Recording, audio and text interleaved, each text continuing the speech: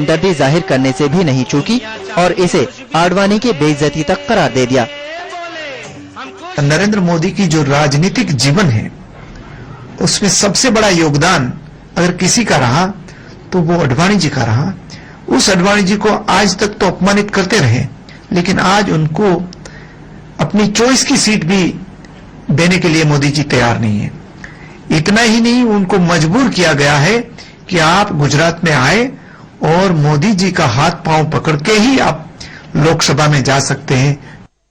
नरेंद्र मोदी के नाम को एक चमत्कार मानकर चल रही बीजेपी को पर्दे के पीछे से आरएसएस की भी पूरी हिमायत हासिल है और दोनों मिलकर मिशन 272 प्लस के ख्वाब को शर्मिंदा ताबीर करने में लगे हैं।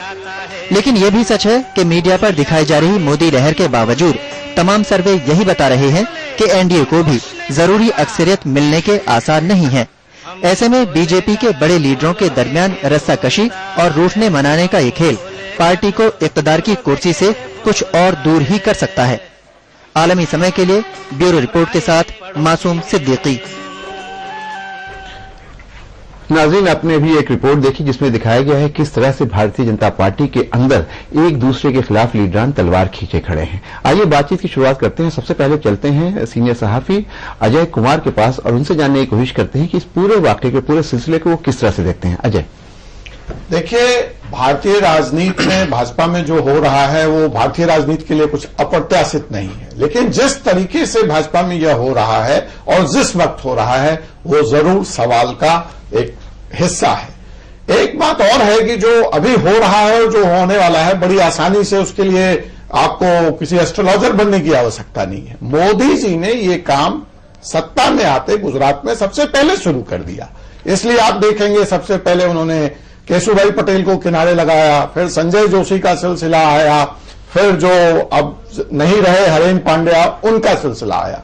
तो मोदी जी का कैरेक्टर बड़ा साफ है, या तो लाइन में लग जाओ मेरे साथ और नहीं तो लाइन से बाहर हो जाओ, और उसी की पुनरावृत्ति दिल्ली में हो रही है।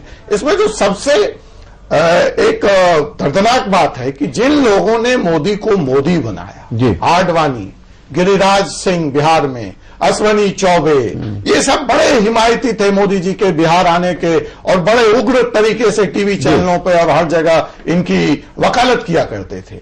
आज ये किनारे हो गए हैं। दूसरी जो एक बात और है कि बात मोदी को न सिर्फ अपने लिए जगह चाहिए, मोदी जी के साथ जो टीम दिल्ली आएगी उसको भी तो जगह चाहिए। फिर जो तीसरी पॉलिटिक्स इसमें आपको समझनी होगी वो यह समझनी होगी, मेहनत मोदी करें, माल मोदी लगाएं। आप क्या मोदी को एज ए राजनीतिक कमतर आंकते हैं? मोदी, जब यह चर्चा बार बार उठती है कि अगर 272 का आंकड़ा भाजपा नहीं ला पाई तो जो पार्टनर्स होंगे एनडीए के वो किसी मॉडरेट चेहरे की तरफ देखेंगे, तो मोदी उस विकल्प को दिल्ली आने से पहले खत्म तो करने की कोशिश करेंगे। और उसी नतीजे में आप देख रहे हैं सुषमा स्वराज का किनारे लगना, जसवंत सिंह का किनारे लगना, आडवाणी जी का किनारे लगना, तो यह कुछ अप्रत्याशित यानी आप ये कहना चाह रहे हैं कि पूरे तौर पे जो कुछ भी हो रहा है वो नरेंद्र मोदी की सोची समझी एक अपनी पॉलिसी है उसके तहत कर रहे हैं कि जाहिर सी बात दिल्ली आएंगे तो उनकी पूरी टीम आएगी और अकेले आके दिल्ली वो सत्ता नहीं कर सकते हैं, पूरी टीम के लिए जगह बना रहे हैं। लेकिन अफसोस की बात यह है मैं अजय जी कि अपनी टीम के लिए जगह बनाना बहुत स्वाभाविक है, बहुत नेचुरल है, लेकिन जिस तरह से सीनियर लीडरों की बेइज्जती हो रही है, उनका अपमान हो रहा है, जिस तरह से उनको किनारे लगाया जा रहा है, क्या ये राजनीति के लिए और हमारे समाज के लिए, हमारी सोसाइटी के लिए अच्छी बात है? देखिए, मैंने पहले ही कहा फैसल साहब कि ये कोई नया नहीं है। मैं आपको भारतीय इतिहास के उस दौर में ले जाना चाहूंगा, ये उसकी पुनरावृत्ति है। आपको इंदिरा गांधी का वो दौर याद करना चाहिए कि जब इंदिरा गांधी आई तो कामराज जैसे नेता जो कि फ्रीडम स्ट्रगल थे, कांग्रेस के फेस थे, इंदिरा गांधी ये समझ गई कि इन लोगों के रहते, इस पावर सेंटर के रहते मैं अपनी मर्जी से सत्ता नहीं चला सकती। वही हाल मोदी जी का होगा।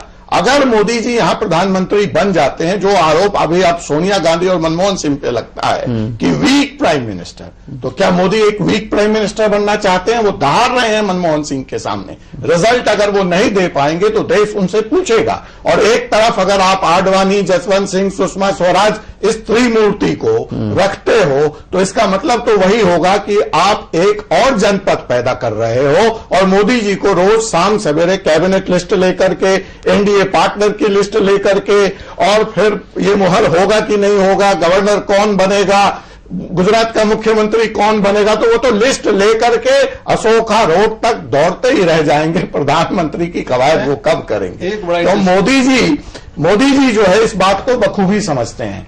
और आपको उस दौर को याद करना चाहिए कि जब इंदिरा गांधी ने कांग्रेस को तोड़ दिया, उसी हेजमोनी को तोड़ने के लिए, उस बड़े लोगों को तोड़ने के लिए। और आपको याद होगा कि सीपीआई ने अपने जनरल सेक्रेटरी को नजरबंद कर दिया साहब। हरिकिशन सिंह, सुरजीत, इस तरह से वामपंथी पार्टियां के आप देखते हैं 90 साल तक बुड्ढे कुर्सी नहीं छोड़ते हैं, क्योंकि वह जानते हैं राजनीति की एक बड़ी व्यवस्था और दर्दनाक स्थिति है जो पत्रकारिता से भी शामिल होती है कि यहां कोई श्योरिटी और सिक्योरिटी नहीं है। अभी आप अर्श पे होते हैं और अगले मोमेंट आप फर्श पे होते हैं।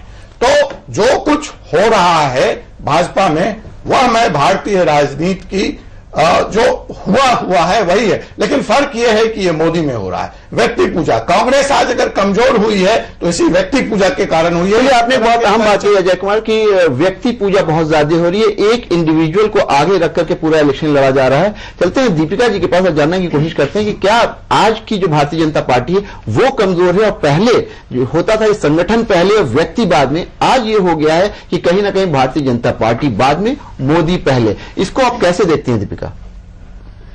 फैजल साहब, आपको ये समझना पड़ेगा, देखिए हर पार्टी में संगठन होता है और हर पार्टी में एक व्यक्ति विशेष, एक कमांडर होता है। ये राजनीति का एक मूल प्रकृति है कि जो राजनीतिक काडर होता है, जो कार्यकर्ता होते हैं और जो लीडर होते हैं, उनको लीड करने वाला सदा एक नेता होता है जो करिस्मेटिक होता है, डायनेमिक होता है, पॉपुलर होता है। मैं यहाँ पे दीपिका जी, अजय जी, मैं 1 मिनट अपनी बात जोड़ दूं, आप उसका भी जवाब दे लीजिएगा। देखिए, यही फर्क था जब हम कहते हैं कि Bhajpa is a party with a difference. Bhajpa लगातार, मैं इस बात पर जरूर आऊंगा कि भाजपा अपने को हमेशा ये कहती है पार्टी विथ डिफरेंस। अब ये है कि डिफरेंस तरह के लोग उसमें आ गए। और एक बात और भी है, कि सेनापति एक नहीं है, वहां 2 हैं। पार्टी अध्यक्ष राजनाथ सिंह है। अपनी बात कर लेंगे, फिर आएंगे हम संगीत साहब पर। देखिए ऐसा होता है कि कभी भी ये चुनावी माहौल है, ये रण क्षेत्र है, ये कुरुक्षेत्र है। कभी भी जब एक सेना रण में जाती है, युद्ध में जाती है, तो एक कमांडर होता है, उसके पीछे सब कमांडर्स होते हैं, उसके पीछे बाकी की सेना होती है। तो राजनाथ सिंह ने पीछे, देखिए राजनाथ सिंह पीछे आप ये मैथमेटिकल कैलकुलेशन नहीं है कि Rajnath ji is equal to Narendra Modi ji. Party के अध्यक्ष हैं, लेकिन नहीं हाशमी साहब, अगर आप वाजपेयी जब आगे करके चुनाव लड़ रहे थे तो यही स्थिति थी। अजय जी, हम 2014 में हैं, देखिए ये 2014 ने अपनी बात कह ली। संगीत राजी कुछ कहना चाह रहे हैं। 1998 है, आप 19 में क्या होगा?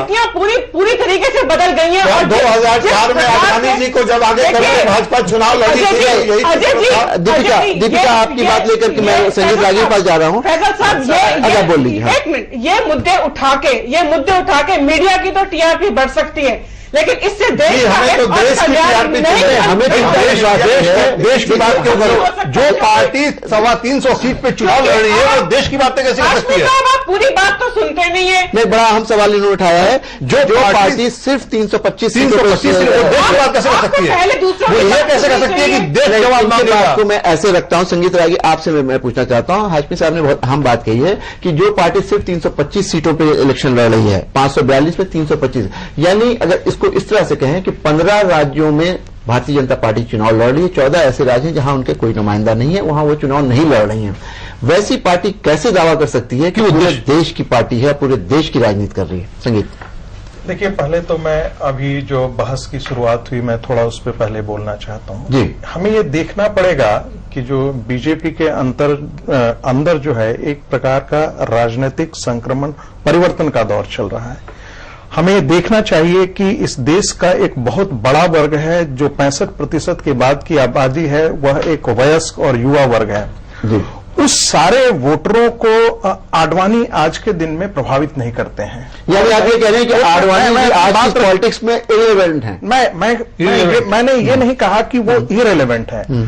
हर चुनाव हर बात का मतलब यही है। नहीं, आप मतलब पूरे परिदृश्य को समझिए कि आप यदि चुनाव, कुछ दिन पहले एक चुनावी सर्वेक्षण हुआ था, उस चुनावी सर्वेक्षण के अंतर्गत इस देश में कौन प्रधानमंत्री बनेगा, इसका एक सर्वेक्षण ताजा आया था। यह एक सप्ताह पहले की घटना है कि 56% लोगों ने नरेंद्र मोदी के पक्ष में कहा, 27% लोगों ने कहा कि वो राहुल गांधी को प्रेफर करेंगे, और बाकी है अरविंद केजरीवाल, मायावती, मुलायम सिंह, ये सारे के सारे 10%, 9% और 5%। यदि इन सारे चुनावी आंकड़े, इन सारे के परसेंटेज को हम यदि जोड़ भी देते हैं, तब भी वो नरेंद्र मोदी के मुकाबले पे नहीं उतरते हैं। तो फिर अजय जी, आपने अपनी बात रख ली है, मुझे अपनी बात बोलिए, फिर आप बोलिए। इस देश ने यह मन बना लिया है कि नरेंद्र मोदी को जिताना है। इसी बात को जो नॉल है, 18 स्टेट से आप गायब हैं। आप देश की बात कर रहे हैं। 18 स्टेट्स वे स्टेट्स हैं जो मैं तो ये बात जोड़ देना चाहता आप चुनावी गणित को आप देखें। दूसरी बात, छोटे स्टेट है ना, आपने भैया 325 और 500 आपके पास आएंगे। दूसरी बात, जहां तक पुराने नेताओं का सवाल है, पुराने नेताओं को बीजेपी अवहेलना कर रहा है, मुझे बड़ा आश्चर्य हो रहा है कि आज के कल तक जो है वह कांग्रेस के लिए आडवाणी जी पूरी सांप्रदायिकता के प्रतीक पुरुष थे। अब उनको चूंकि मोदी से डर लगता है कि ये मोदी लहर में पूरा का पूरा अंक गणित कांग्रेस का खत्म हो जाएगा, इसलिए वह मोदी पर इस प्रकार के वार कर रहे हैं कि बुजुर्गों को सम्मान नहीं दे रहे हैं। हाशमी साहब बहुत देर से कुछ कहना चाह रहे हैं। हाशमी साहब, आपने इन लोगों की बात सुनी, अजय की भी बात सुनी, दीपिका की भी और उनकी भी। मैं आपसे ये जानना चाह रहा हूं कि जिस तरह का दावा भारतीय जनता पार्टी कर रही है, आपके सामने बात है कि पूरे देश की राजनीति कर रहे हैं, पूरे देश की और लोगों ने मन बना लिया है, दिल बना लिया है, अब वजीर आजम नरेंद्र मोदी ही होंगे। अगर ऐसी बात है तो भी क्या हमारी जो तहजीब है, जिस गंगा जमनी तहजीब को हम लोग फॉलो करते हैं और जिस संस्कार से हम लोग आते हैं, वहां बड़े बुजुर्गों का मान सम्मान करना, उनकी इज्जत करना, उनका एहतराम करना हमको सिखाया जाता है। तो क्या भारतीय जनता पार्टी में ये तहजीब अब खत्म हो रही है? नहीं, मामला सिर्फ यही नहीं है फैसल भाई, मामला इससे भी एक कदम आगे है। और मैं 2 मिनट चाहूंगा दीपिका जी से, जैसे कि थोड़ा मुझे 2 मिनट बोलने दिया। बोलिए। मामला ये है कि एक नया कल्ट पैदा हो रहा है, एक नया कल्ट बन रहा है। जैसे नरेंद्र मोदी पहली बार एक एब्रिविएशन में नाम आया, इसके पहले एब्रिविएशन में नाम नहीं आया था वाजपेयी जी का या इंदिरा गांधी का या संजय गांधी का या अडवाणी जी का, किसी का भी, लालू यादव का। नमो आया, नरेंद्र मोदी को नमो में समेटा गया, एक एब्रिविएशन क्रिएट किया गया। उसके बाद क्या हो रहा है? उसके बाद यह हो रहा है कि एक नया नारा, मजहबी नारा एक लगाया जाता है, जो मजहब की पहचान होती है। बचपन से हम लोग सुनते आए हैं, हर हर गंगे हर हर महादेव। ये पहली बार हमने सुना, हर हर मोदी। एक मिनट आप बोलिएगा, एक मिनट, इसका मैं जवाब नहीं, अरे मेरे भाई, ऐसा बनारस में बनारस की बात सामान्य तरीका है।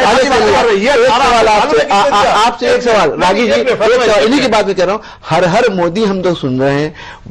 जब आडवाणी जी अपने ऊंचाई पे थे तब भी हम लोगों ने कभी नहीं सुना हर हर आडवाणी। नहीं, ये इन्होंने कह दिया, रागी जी ने कहा, रागी जी ने आपने कहा ऐसा है कि हर हर ये बनारस का, एक मिनट, ये नारा बनारस में नहीं लगा था, ये पटना में जब रैली कर रहे थे, नारे बनते हैं और नारे मुजफ्फरपुर में जब नरेंद्र मोदी रैली कर रहे थे, पटना रैली में एक पार्टी के बिहार बीजेपी के सांस्कृतिक सेल के एक व्यक्ति ने ये नारा गढ़ा था, ये बिहार से निकला ये नारा। हाशमी साहब, आपको रोकना पड़ेगा, वक्त हो गया है ब्रेक का। ब्रेक के बाद वापस आएंगे तो हाशमी साहब ये बताने की कोशिश कर रहे हैं कि हर हर मोदी का जो नारा है वो बनारस में नहीं लगा था, बल्कि सही बात है कि ये बीजेपी के एक बिहार के लीडर है, उन्होंने लगाया था। इसकी ऑरिजिन कैसे हुई और उसको क्यों पॉपुलराइज किया गया, इस पर बातचीत करेंगे। लेते हैं एक break.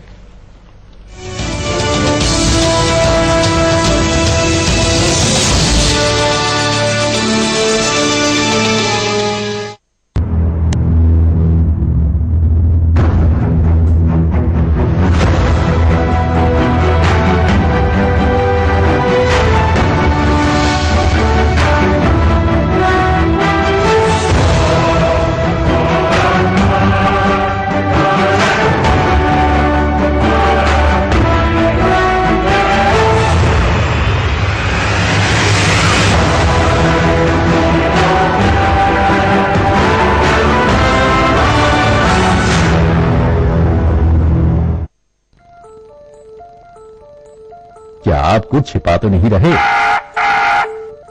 property transactions, cash deposits, big purchases, purchase of shares, bonds and debentures. कुछ छिपाइए नहीं, क्योंकि हम सब जानते हैं आयकर विभाग के नोटिस का इंतजार मत कीजिए। यदि आपने अपने अग्रिम कर का भुगतान अभी तक नहीं किया है या निर्धारण वर्ष 2012-13 या 2013-14 की अपनी आयकर विवरणी अभी तक दाखिल नहीं की है तो 31 मार्च तक अवश्य कीजिए और देश की प्रगति में भागीदार बनिए। इंटर पास छात्राएं कन्या विद्याधन योजना की मदद से आगे बढ़ रही हैं। हाई स्कूल पास युवा नौकरी मिलने तक बेरोजगारी भत्ता की मदद ले रहे हैं। इंटर पास छात्रों को मुफ्त लैपटॉप बांटे गए। समाजवादी पार्टी।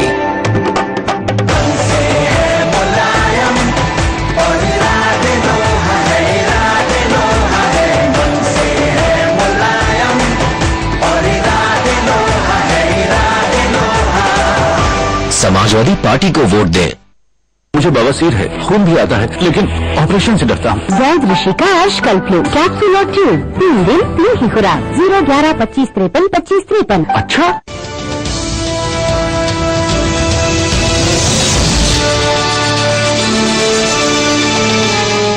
ब्रेक के बाद आपका खैर मकदम है। हम बातचीत कर रहे हैं जिस तरह से भारतीय जनता पार्टी में बड़े लीडरों की, सीनियर लीडरों की बेहरमती हो रही है, उनके साथ जिस तरह का बर्ताव हो रहा है वो, और दूसरे ये कि बीजेपी जो अपने आप को कहती थी पार्टी विद द डिफरेंस, वो क्यों इस तरह की मुख्तलिफ पार्टी हो गई कि हर चीज को अपने आप में समेटने की कोशिश कर रही है। बीजेपी के जो कोर आइडियोलॉजी थी वो कहीं ना कहीं डायल्यूट हो रही है।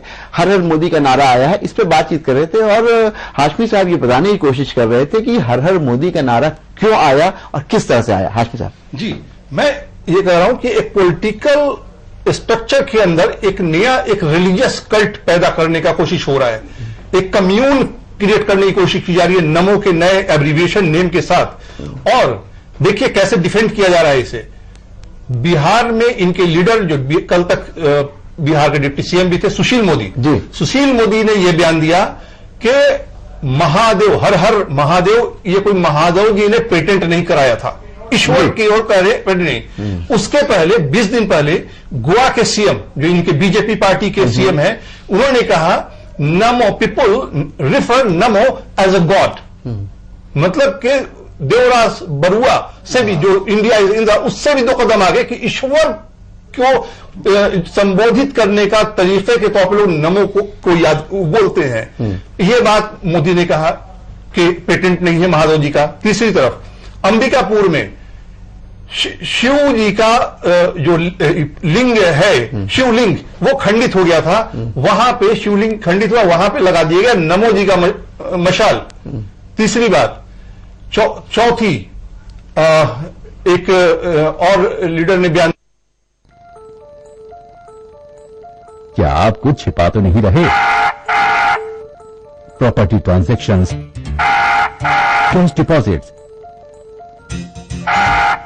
big purchases, purchase of shares, bonds and debentures. कुछ छिपाइए नहीं, क्योंकि हम सब जानते हैं आयकर विभाग के नोटिस का इंतजार मत कीजिए। यदि आपने अपने अग्रिम कर का भुगतान अभी तक नहीं किया है या निर्धारण वर्ष 2012-13 या 2013-14 की अपनी आयकर विवरणी अभी तक दाखिल नहीं की है तो 31 मार्च तक अवश्य कीजिए और देश की प्रगति में भागीदार बनिए।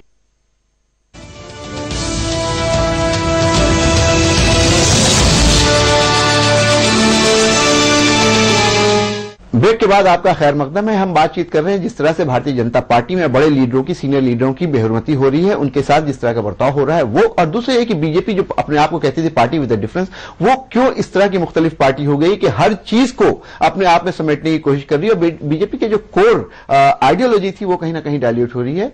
हर हर मोदी का नारा आया है, इस पर बातचीत कर रहे थे और हाशमी साहब ये बताने की कोशिश कर रहे थे कि हर हर मोदी का नारा क्यों आया और किस तरह से आया। हाशमी साहब जी, मैं ये कह रहा हूं कि एक पॉलिटिकल स्ट्रक्चर के अंदर एक नया, एक रिलीजियस कल्ट पैदा करने का कोशिश हो रहा है।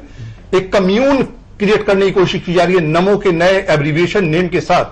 और देखिए कैसे डिफेंड किया जा रहा है इसे।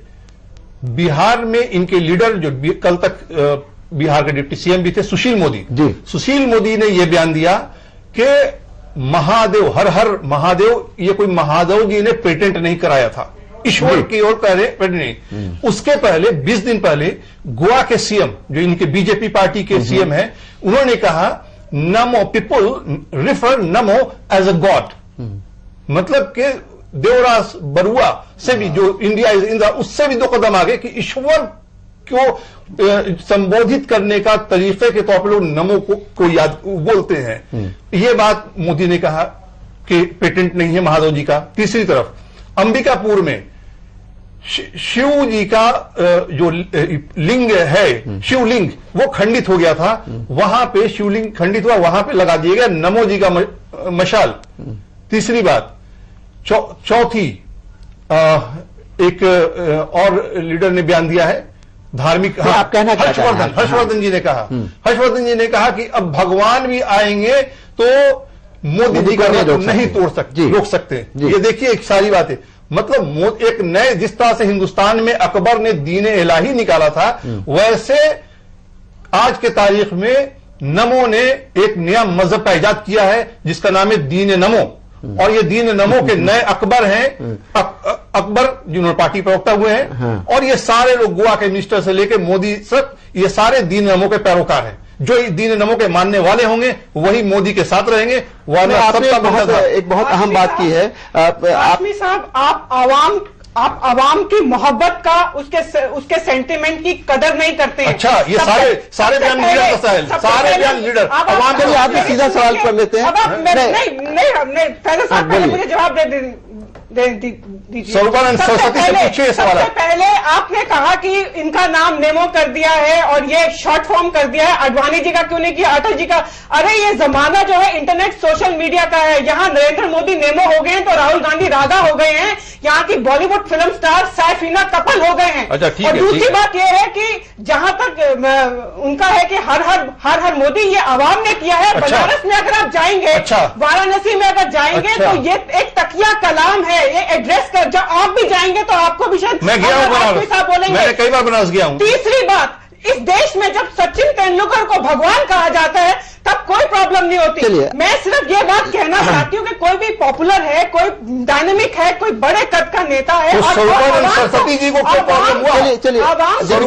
सरस्वती जी को क्या प्रॉब्लम हुआ? उनसे पूछिए आप सवाल। संत प्रमुख ने फोन करके क्यों बोला?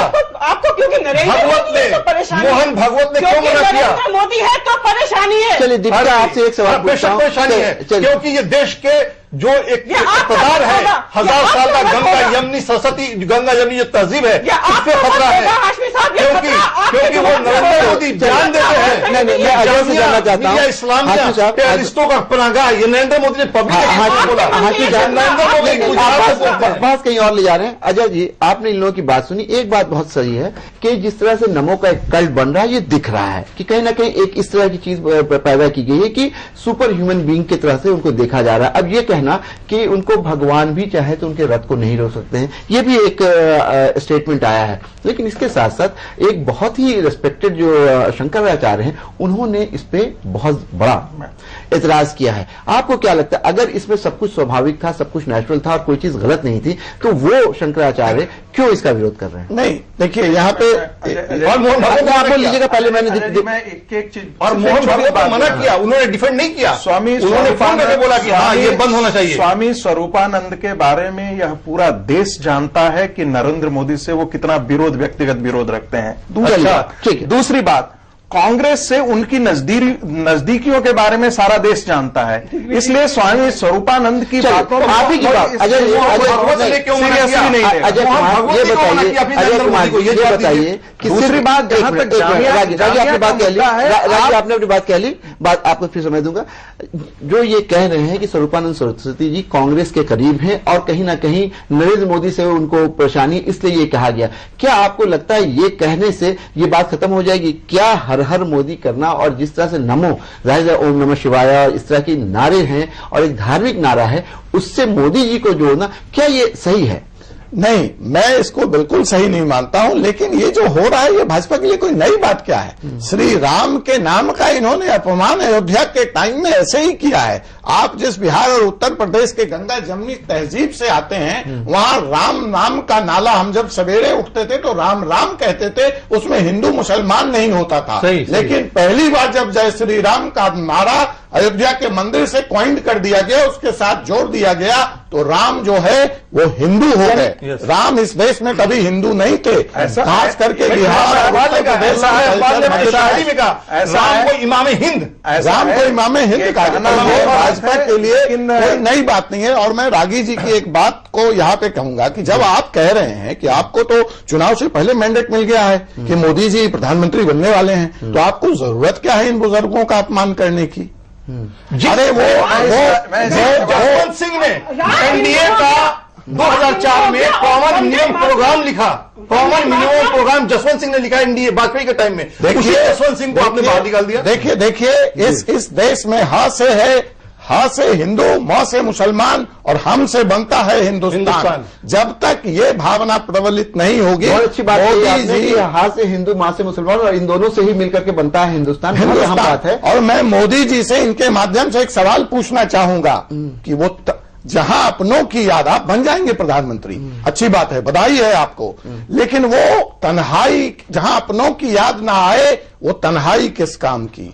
वो बिगड़े रिश्ते बना न सकें, वो खुदाई किस काम की? बेशक हमें अपनी मंजिल पे जाना है, लेकिन जहां से अपने न दिख सके, वो ऊंचाई किस काम की? वो ऊंचाई किस काम? बहुत अच्छी बात है अजय कुमार ने बात बहुत अच्छी कही है कि उस ऊंचाई पे जाके क्या फायदा जहां से अपने ना दिखाई दें। आज जिस ऊंचाई पे नरेंद्र मोदी खड़े हैं, वहां पे उनको अपने मेंटर लाल कृष्ण आडवाणी नहीं दिखाई दे रहे हैं, उनको अपने मेंटर और अपने शुभचिंतक मुरली मनोहर जोशी नहीं दिखाई दे रहे हैं। आप रागी ये बताइए, आप इसको किस तरह से देखते हैं कि मुरली मनोहर जोशी की सीट कट जाती है, लाल कृष्ण आडवाणी की सीट कट जाती है, लेकिन राजनाथ सिंह चाहते हैं लखनऊ उनको मिल जाता है?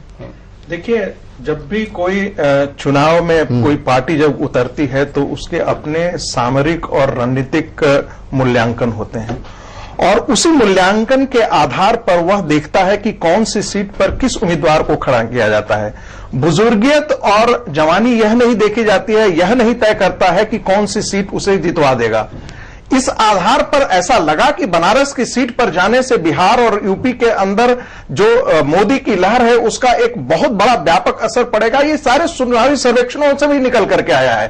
तो और कल जाकर के यदि गांधीनगर में आडवाणी जी को टिकट नहीं दिया जाता, आडवाणी जी ने स्वयं जाकर के गांधीनगर में कहा था कि वो गांधीनगर से लड़ना चाहते हैं, अब उन्हें मालूम नहीं है कि चुनावी समिति क्या कर रही है, और यदि कल जाकर के गांधीनगर से यदि चुनाव में उन्हें टिकट नहीं मिलता तो मीडिया फिर यह प्रश्न करती कि नरेंद्र मोदी को देखो, नरेंद्र मोदी ने वहां से राजी आपने एक बात कही है कि अगर वो उनको गांधीनगर से टिकट नहीं मिलता तो कहते हैं उनको टिकट मीडिया और उस पर हमलावर होती है। तो भूल रहे हैं जब आडवाणी जी ने ये कहा कि वो वहां नहीं जाना चाहते हैं इसलिए कि उनको वहां भीतर घात का डर है, उनको इस बात का डर है कि वहां। आडवाणी जी ने कभी ऐसा नहीं कहा है कि वो भीतर घात का डर है, यह मीडिया की उपज है। कभी क्यों नहीं जाना चाह रहे थे? ये तो मानिएगा ना कि वहां जाने से उनको परहेज था। नहीं, मोदी जी को, आडवाणी जी इस दुविधा में थे कि 2 सीट में से कहां लड़ी जाए, और पार्टी ने यह तय किया कि वो बहुत बड़े नेता हैं, राष्ट्रीय कार्यकर्ता है, बीजेपी के ही समर्थक कुछ गांधीनगर से क्या हुआ? बीजेपी के कुछ लीडर चलिए आप गांधीनगर की बात कर रहे हैं, अहमदाबाद इंडिया बता दो, उन्होंने चुन चुन के ब्राह्मणों को साइड लाइन लगाया है। अच्छा, अब एक बात ब्राह्मण नहीं है। दीपिका जी एक बात ये है, राजी कह रहे हैं कि ऐसी कोई बात नहीं है। ये देखा जाता है कि बड़ी रणनीति जब बनती है कि किसको कहां से टिकट देके सीट इन्फ्लुएंस करवाया जाए और कौन सीट जीत सकता है, ये बहुत इंपॉर्टेंट होता है। 7 बार के एमपी हरेन पांड्या, उनको टिकट आपने काट दिया जी। बाड़मेर से सबको मालूम है कि जसवंत सिंह बहुत ही स्ट्रांग कैंडिडेट हैं, उनका टिकट आपने काट दिया। लालगुनी चौबे का टिकट आपने काट दिया, लालजी टंडन का टिकट आपने काट दिया। ये सारे वो लोग थे जो जीत के आने वाले लोग थे और जो बहुत इंपॉर्टेंट और बहुत मजबूत आपके स्तंभ रहे हैं, आपके पिलर्स रहे हैं। कैसे आप इसको देखिएगा? फैजल साहब, जरूरी नहीं है कि जो 7 बार एमपी बना है तो वो 8वीं बार भी जीत के आएगा। जो चुनावी समीकरण होते हैं, जो इक्वेशंस होते हैं, वो डिस्ट्रिक्ट लेवल पे क्या बदला है ये जानना चाह रहा हूँ। इससे क्या अमित शाह जीत करेंगे? अमित शाह साहब बोलने तो दीजिए। गुजरात के आदमी जी, चुनावी समीकरण और रणनीति हर एक पार्टी का अधिकार होता है। हमारी पार्टी में इंटरनल डेमोक्रेसी बहुत है, एक पूरी प्रॉपर सेंट्रल इलेक्शन कमेटी बैठती है, अनलाइक अदर पार्टी जहां पे 1 या 2 लोग ही चुनाव कर देते हैं कि कौन कहां से लड़ेगा। आपने कहा कि पार्टी आप कम से कम हमारी पार्टी की आंतरिक डेमोक्रेसी या प्रजातंत्र की प्रशंसा तो दीपिका, आपको रोकूंगा यहाँ पे। आपने अभी सुना सुषमा स्वराज ने बिल्कुल क्लियर किया कि जसवंत सिंह का जो टिकट कटा है वो सेंट्रल इलेक्शन कमेटी में डिसाइड नहीं हुआ था, यानी कि डिसाइड ये हुआ था कि उनको टिकट मिलेगा, और टिकट जो कटा है नया नाम आ गया। नया नाम आ गया। चलिए आपने नहीं माना। फैजल साहब, आपने देखा कि सुषमा जी ने अपने बयान में कहा कि कोई तो कारण रहा होगा। ठीक है, उन्हें नहीं। आप जब बोल रहे होते हैं तो मैं कभी चलिए आप नहीं बोलिए। करूंगा। ठीक है, बोलिए। इतनी शालीनता आप मेरे प्रति दिखाएं, ऐसी मेरी कामना है आपसे। जी, सुषमा जी ने यही कामना हम लोग भी करते हैं कि जिस शालीनता की आप उम्मीद कर रहे हैं वही शालीनता आप लोग अपने जो सीनियर लीडर से उनके प्रति दिखाइए। देखिए, कोई किसी भी यह एक बीजेपी के अंदर एक सामूहिक नेतृत्व काम करता है। कोई एक व्यक्ति नरेंद्र मोदी कोई निर्णय नहीं लेते हैं। चुनावी समिति यहां एक नहीं है कि गांधी परिवार ने तय कर दिया तो यहीं पर चीजें होंगी और यहां चीजें नहीं होगी। बीजेपी के अंदर एक सामूहिक नेतृत्व काम करता है, उस नेतृत्व के अंदर ही यह निर्णय लिया गया था। और राजनाथ जी ने यह कहा भी है बाद में कि भाई सुषमा जी चली गई थी लेकिन उस पर निर्णय हुआ था, बाद में हुआ उस पर निर्णय कि उन्हें कहां लड़ाया जाए। दूसरी बात, एकाएक कल तक तो वो दार्जिलिंग से लड़ रहे थे, एकाएक जसवंत सिंह जी को एकाएक आन पड़ा कि वो बाड़मेर से लड़ना चाहे। हो सकता है चुनावी रणनीति के अंदर कभी भी किसी भी समय पर उसमें परिवर्तन किया जा सकता है। क्यों ऐसा नहीं था तो गुजरात के किसी सीट पर मधुसूदन मिस्त्री को वहां पर क्यों गया? पुरानी जो सीट वहां पर ऑलरेडी जो पहले से उनके उम्मीदवार थे वहां से उन्हें क्यों हटा लिया? ऐसे बहुत सारे परिवर्तन, रणनीतिक परिवर्तन होते हैं, बड़े परिदृश्य में देखा जाना चाहिए। मैं आपकी बात से सहमत हो जाता हूं 1 मिनट के लिए। मैं आपकी बात से, मैं तो सिर्फ यह जानना चाहता हूं कि जिस भाजपा की तरफ देश आशा भरी नजरों से देख रहा था, फिर आप देश 325 में चुनाव चलिए देश का एक बड़ा हिस्सा, चलिए देश का एक बड़ा तकलीफ हमें नहीं, आपको तकलीफ है। आप 556 के चुनाव नहीं लड़ती। अरे आप 556 के चुनाव नहीं लड़ती। भारत की सबसे प्रमुख विपक्ष पार्टी, आप इसका तो सम्मान कीजिए। तो आप कहां से लेकिन प्रमुख पार्टियां हैं, ये देश का एतराज बिल्कुल सही है। बीजेपी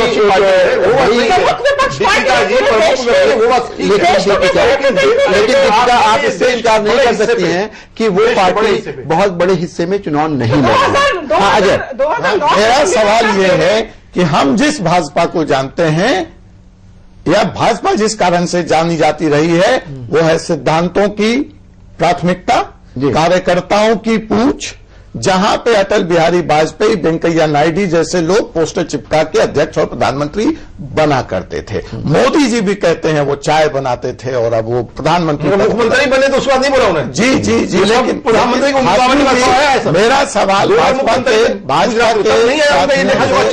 मेरा सवाल भाजपा के साथियों से ये है कि क्या हमको आप मोदी जी के फॉर्म में एक डुप्लीकेट कांग्रेस तो नहीं दे रहे हैं जिसमें व्यक्ति पूजा महत्वपूर्ण है, जिसमें कॉर्पोरेट कल्चर महत्वपूर्ण होगा और देश को जिस तरह से आज 12 जनपद से त्रस्त है देश, जहां सारे फैसले होते हैं। इंदिरा गांधी वो परिपाटी कायम करके चली गई हैं कि अगर कांग्रेस में तुमको रहना है तो गांधी गांधी कहना पड़ेगा।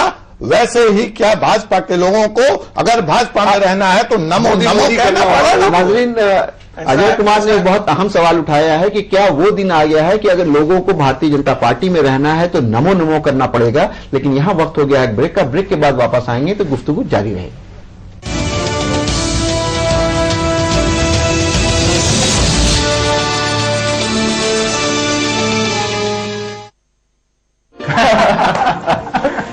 भाई साहब, अब लक्ष्मी घर आई है तो इस जिम्मेदारी के लिए तैयारी भी कर लो। मेरे पास अच्छी बचत योजनाएं हैं।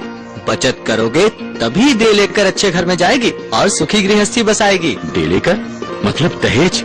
जानते नहीं, दहेज लेना ही नहीं देना भी अपराध है। क्या चाहते हो मैं जेल जाऊं? दहेज के लिए नहीं, बिटिया की पढ़ाई के लिए कोई बचत योजना है तो बताओ। मैं अपनी बिटिया को पढ़ा लिखा कर ऐसा बनाऊंगा कि उसकी गृहस्थी नहीं सारा परिवार भी खुशियों से भर जाए, है ना बेटी? अच्छी शिक्षा, आपका सहयोग और प्यार पाकर आपकी बेटी आपके परिवार का गौरव बन सकती है, आपकी पहचान बन सकती है। दहेज नहीं, बेटी की अच्छी परवरिश की सुविधाएं जुटाइए। सवेरे अनाउंस कर दिया, वो तेरे लिए कुड़ियों का बाउंस कर दिया। बेचैन सा होता जाऊं और मैं ये समझ न पाऊं, मैं जागूं मेरे जुटू कैसे सो जाती। शनिवार राती हमें नींद नहीं आती, शनिवार राती हमें नींद नहीं आती, मैं जागूं मेरे जुटू कैसे सो जाती। शनिवार राती हमें नींद नींद नींद नींद।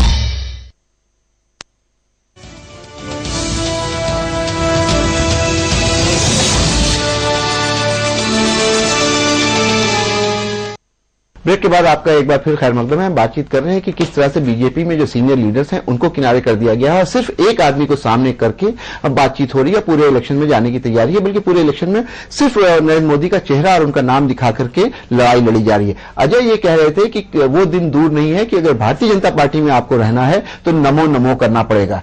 हम जानना चाहेंगे संगीत रागी से कि क्या इस तरह की हालत हो गई है कि भारतीय जनता पार्टी बहुत छोटी हो गई है। पोस्टर में भी नारा लगता है तो ये लगता है इस बार मोदी सरकार, इस बार भाजपा सरकार नहीं। पहले आप लोग जब जाते थे इलेक्शन में तो कहते थे कि इस बार सब बार कांग्रेस, इस बार भाजपा, इस तरह का नारा होता था। लेकिन क्या आपकी पार्टी इतनी छोटी हो गई है कि एक आदमी उस पर हावी हो गया है और अब सिर्फ उसी की बलबूते पे, उसकी ताकत पे आप शासन करना चाहते हैं? कांप रहे हैं दूसरे मुख्यमंत्री कांप रहे हैं। डर मोदी हो गया जी पार्टी के अंदर।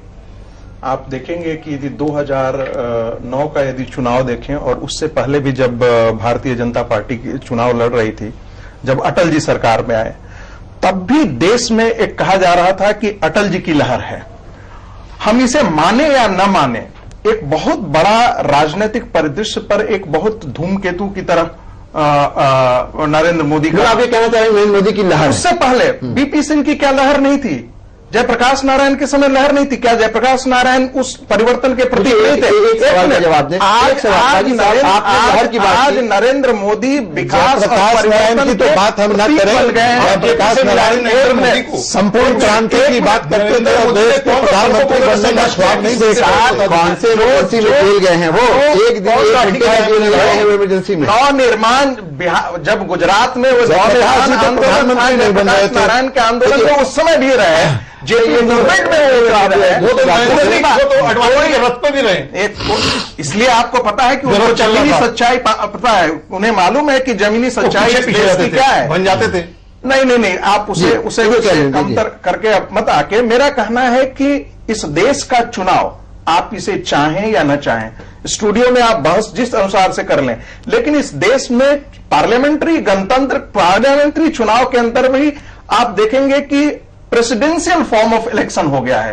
एक बड़ा अहम सवाल है। मैं इस बात को बात करना चाहूंगा के तौर पर देखा जा रहा है कि सबसे बड़ा इस देश को सबसे पिछले 10 साल में सबसे आपने एक बहुत अहम सवाल उठाया है। देश को कोई भी एक बड़ा सोच का और बहुत एक गंभीर नेतृत्व नहीं मिला। मनमोहन सिंह के रूप में इस देश ने जो सरकारें देखी, उसे हम सबको मालूम है कि हमारा विकास की स्थिति क्या हुई। करप्शन के आधार पर आज के दिन में नरेंद्र मोदी के बारे में यह कहा जा सकता है कि उन पर किसी भी प्रकार का यह धब्बा नहीं है। अच्छा, इसलिए आपने अपनी बात कह ली, समय कम है, आपने अपनी बात कह ली। मैं हाजपी साहब आपसे जानना चाहूंगा कि इन्होंने खुद कहा कि हिंदुस्तान में जो पार्लियामेंट्री सिस्टम ऑफ गवर्नमेंट है और इसको अब प्रेसिडेंशियल फॉर्म ऑफ गवर्नमेंट पे लगा जा रहा है, यानी एक आदमी को सामने रख करके। ये कितना इंडियन डेमोक्रेसी के लिए, हिंदुस्तान की जो जमहूरियत है उसके लिए कितना सही है? देखिए, ये एक बड़ा ही सिंपल मामला है, इसमें कोई लोचा नहीं है। बहुत सिंपल मामला ये है कि बीजेपी के पास कोई मुद्दा नहीं है, इसलिए उन्होंने मुद्दा बना दिया नरेंद्र मोदी। मतलब मुद्दा बना दिया नरेंद्र मोदी। पूरे देश जानता है कि कांग्रेस के और कांग्रेस पार्टी मुद्दे पर चुनाव लड़ रही है, ये भी सच्चाई है। देश का राहुल गांधी जहां जाता है चाइना वो यूपीए की उपलब्धियों को गिनाता है। चाइना, पाकिस्तान सरकार ने 5 साल जो काम किया उन्होंने गिनाता है। वो आरटीआई गिनाएंगे, वो मनरेगा गिनाएंगे, तीनों शक्तियां जो नरेंद्र मोदी को और जो भी आती हैं, जो लोग इसके समर्थन में है वह भी उन्हें रोकना चाहते हैं। लेकिन तीनों त्रिशंकु बीजेपी शक्तियों के साथ नरेंद्र मोदी को मुद्दा बना दिया है, वह भी उनके खिलाफ लड़ना चाहते हैं। अगर बीजेपी के पास कोई मुद्दा है नरेंद्र मोदी के अलावा तो बीजेपी उसको लेकर सामने आए। बीजेपी के अलावा अगर कोई मुद्दा है तो उसको नरेंद्र मोदी के अलावा कोई मुद्दा है। अगर नरेंद्र मोदी के अलावा भारतीय जनता पार्टी के पास कोई मुद्दा है, कोई रोड मैप है तो उसको लेके सामने आए। राजीव ने अपनी बात मुझे ऐसा संगीत लगता राजीव ने है, एक बात और कही है। एक मिनट नरेंद्र मोदी ने अपने भाषण में उनका देश के बारे में, उनके डेवलपमेंट के बारे में, ग्रामीण परिवेश के बारे में, एजुकेशन के बारे में, हेल्थ के बारे में क्या डेवलपमेंट का विकास का मॉडल है उन्होंने कहा। उनको तो कोई जानकारी नहीं है। और सिकंदर को एलेक्जेंडर को जाके गंगा नदी में डाल देते हैं। आप इसे भगत सिंह को ले जाके काला पानी भेज देते हैं। लेकिन किसी भी प्रधानमंत्री के राहुल गांधी ने अभी तक कुछ अपना विजन डॉक्यूमेंट नहीं बताया। ठीक है अजय जी, आपसे मैं ये जानना चाहूंगा कि जिस तरह की बात कर रहे हैं कि इनके पास कोई रोड मैप नहीं है, इनके पास कोई एजेंडा नहीं, इसलिए नरेंद्र मोदी को सामने लेके आए। संगीत राजी ने बहुत अच्छी जोर देके ये बात की है कि करप्शन उनके साथ नहीं जुड़ा हुआ है, लेकिन इसके साथ साथ एक दो चीजें और हैं जिस पे बात होनी चाहिए कि जिस तरह का मंच बनता है नरेंद्र मोदी के लिए, जिस तरह की हाईटेक कैंपेन हो रही है उनकी, और जिस तरह से वो 185 सभाएं करने जा रहे हैं, कौन लोग हैं इनके साथ? देखिए, मेरे लिए जो एक सवाल है, मौजूद सवाल है, वो सवाल है कि इस देश को कैसा प्रधानमंत्री मिलने जा रहा है। मुझे इस बात से फर्क नहीं पड़ता है कि वो मोदी हैं और राहुल गांधी हैं। अच्छा है अगर मोदी हैं। मेरा सवाल जो है, जो आप कह रहे हैं कि देश आखिर अगर मोदी को लेके आ रहा है तो वो कांग्रेस का विकल्प खोज रहा है, कांग्रेस का डुप्लीकेट नहीं खोज रहा है। भाजपा का जो कांग्रेसीकरण हो रहा है वो देश का भला नहीं करने जा रहा है। और जो एक अभी ब्राह्मणों वाली बात हाशमी साहब कह रहे थे, ये कहीं ना कहीं सच्चाई लगती है। जब मोदी मुजफ्फरपुर से यह कहते हैं कि अब भाजपा दलितों और बैकवर्डों की पार्टी है, तो आप क्या और बनियों की पार्टी नहीं है। शायद मोदी जी को इसका पता नहीं है कि बनिए बिहार में बैकवर्ड ट्रीट होते हैं। लेकिन अब वो कह रहे हैं कि अब आडवाणी की जरूरत जैसे नहीं, जसवंत की जरूरत नहीं, वैसे ब्राह्मण और बनिए जो ट्रेडिशनल वोट बैंक समझे जाते थे भाजपा को, मोदी जी उसको टाटा बाई बाई कहते हैं। जनेऊ तोड़ा जा रहा है भाजपा में और नए जनेऊकार पैदा हो रहे हैं, जिसमें उदित राज हैं, रामविलास जी हैं, उपेंद्र कुशवाहा जी हैं। कुछ लोगों को जनेऊ पहनने की, जिनको भगवाकरण और भाजपाकरण की बड़ी मेरा आपका सवाल ये है अजय कुमार जी, अगर ऐसा है, अगर आपकी बात मान लें तो अगर ब्राह्मणों की पार्टी नहीं है भारतीय जनता पार्टी, हमेशा उसके ऊपर ये इल्जाम लगा है कि ये मनुवादी पार्टी है और ये जो वर्ण व्यवस्था है, ये जो हमारे यहाँ सोसाइटी का जो क्लासिफिकेशन है उसकी पार्टी है, उसको अगर नरेंद्र मोदी खत्म करना चाह रहे हैं तो इसमें बुराई क्या है? नहीं, इसमें कोई बुराई नहीं है। नहीं, इसमें कोई बुराई नहीं है, इसका स्वागत है। लेकिन समावेशी राजनीति, नफरत की राजनीति नहीं, एक दूसरे को लड़ा करके आप जो थे आपके साथ उनको रखिए, पार्टी का विस्तार कीजिए, बाकी लोगों को जगह दीजिए, कीजिए, क्योंकि वो संघ के पैदाशुदा हैं। लेकिन वो ब्राह्मण नेता जो है ईमानदार पार्टी के अंदर, ब्राह्मण होना और ब्राह्मणवाद दो चीज है।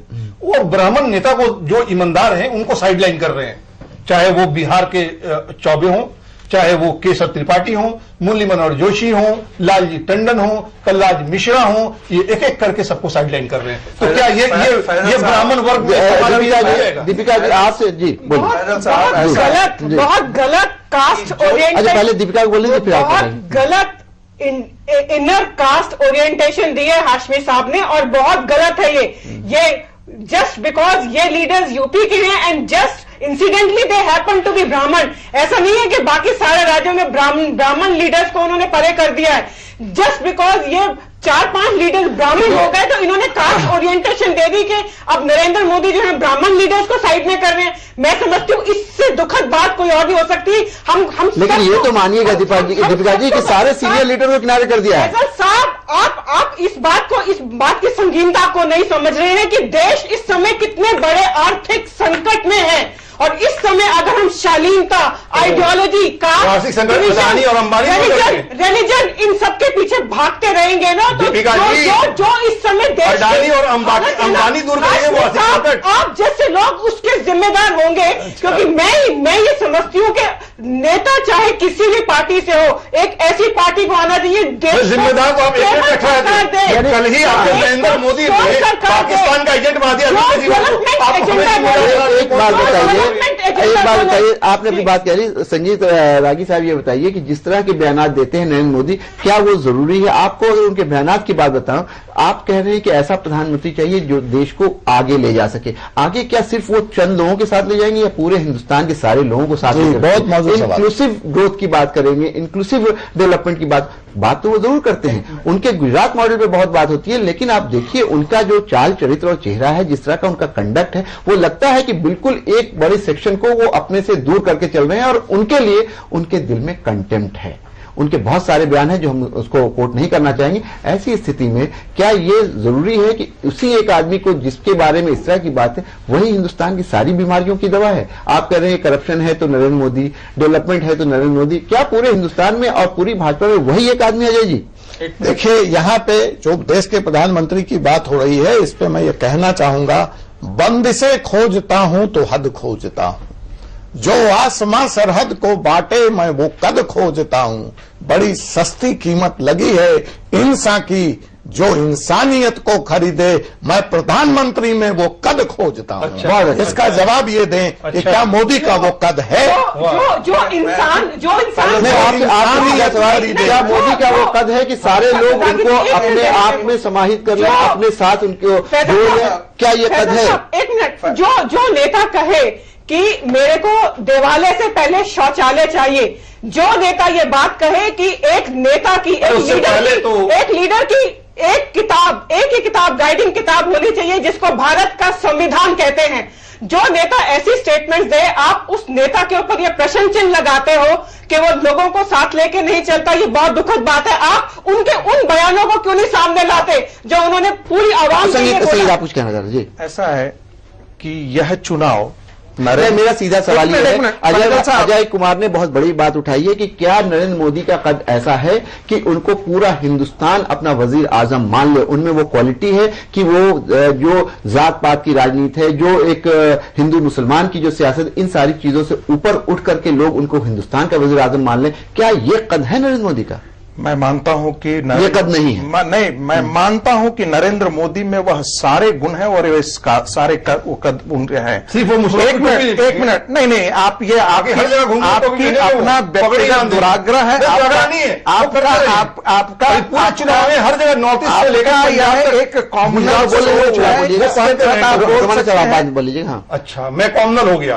यदि वह कद नहीं होता, यदि वह कद नहीं, किताब ही लिखा आपका मुसलमानों को यदि वह कद नहीं होता तो आज नरेंद्र मोदी की ग्राह्यता दक्षिण के राज्यों में नहीं होती और आप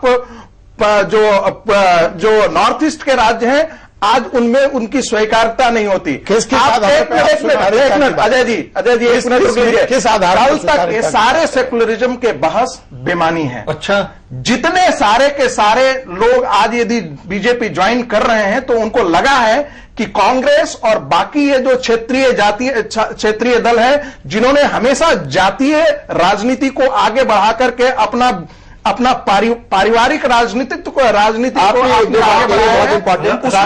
बढ़ाया, उसमें नरेंद्र मोदी का कद कहीं अच्छा है। रागी साहब,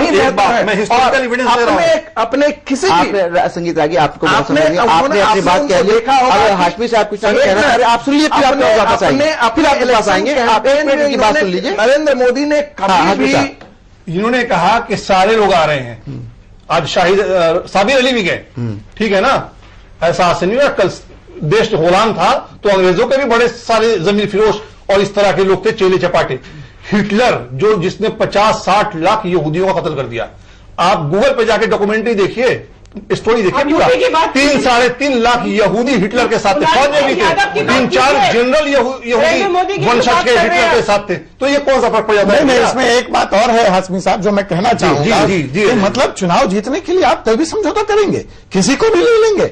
चुनाव जीतने के लिए आप कोई भी समझौता करेंगे। अजय कुमार, आपसे इसी बात को आगे बढ़ाऊंगा कि आपने शुरू में ये कहा था कि Bharatiya Janata party with a difference है, लेकिन आज ये हालत हो गई है कि चुनाव जीतने के लिए भारतीय जनता पार्टी हर तरह के समझौते कर रही है। वो रामविलास पासवान जो कल तक इनको हर तरह के नामों से पुकारते थे, खासकर नरेंद्र मोदी को उन्होंने क्या नहीं कहा, वो उनके साथ बैठे हैं। इस तरह के सारे लोग भारतीय जनता पार्टी में आ गए। भारतीय जनता पार्टी तो ये माना जाता था और ये इनका दावा था कि पार्टी विद ए डिफरेंस है, लेकिन जिस तरह से भारतीय जनता पार्टी में दूसरे दलों के लोग आए हैं, कहीं ना कहीं भारतीय जनता पार्टी और किसी दूसरी पार्टी में कोई फर्क नहीं है। तो क्या ये दावा अब भारतीय जनता पार्टी को छोड़ देना चाहिए? अजय, ये बिल्कुल जो सवाल मैंने शुरू में ही उठाया था कि जनाब कोई तो कीमत चुकाए, कोई तो कीमत चुकाए, कोई तो उस सूद का वादा करे, कोई तो जिम्मा ले उस इनकलाब का जो आज तक उधार सा है। हाँ, अच्छा है। तो दीपिका ये बताइए कि इतनी बड़ी कीमत आपको चुकानी पड़ रही है कि आपकी अपनी पार्टी की जो आइडियोलॉजी थी, आपकी पार्टी का जो अपना एक संस्कार था, जो आपका अपना एक चेहरा था, जो आपकी एक सोच थी,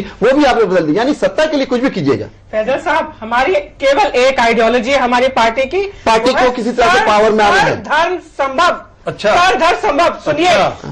और जब हमारे साथ कोई इसीलिए मोदी जी भाषण में बोलते हैं कि हम 5 वो सुन तो लीजिए, किसी दिन आपसे ही मुलायम सिंह यादव के ऊपर भी टिप्पणी में सुनूंगी। बिल्कुल।